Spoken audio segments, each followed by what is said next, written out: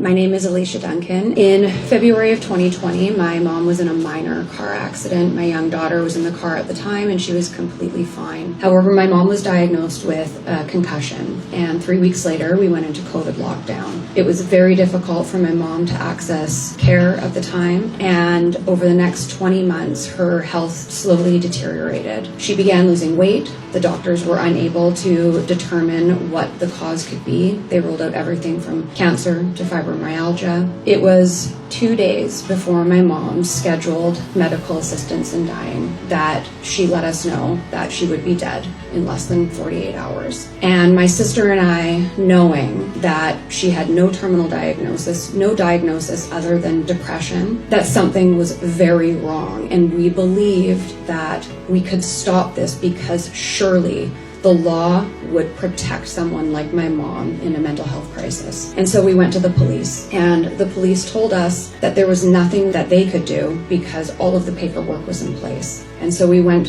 to the provincial courthouse and we pled for my mom's life in an emergency hearing. And thankfully, the judge granted us a warrant for my mom's arrest under the Mental Health Act. Sadly, my mom, who was suffering from suicidal ideation, attempted to take her own life, and she ended up being sectioned, ironically, in the psychiatric unit that she used to manage as a psychiatric nurse. I can't explain to you how traumatic it is to be relieved that your mom is in a psychiatric unit. We thought at this point she would be safe, that she would be protected. But 48 hours later, under the Canadian law, she was assessed again, and being a psychiatric nurse, she knew exactly the things to say to pass the assessments. And 4 hours later, we received a text message that my mom was dead and her body had been taken to a crematorium. I have since been diagnosed with PTSD. This is just one sad case of an example of what can happen, and I am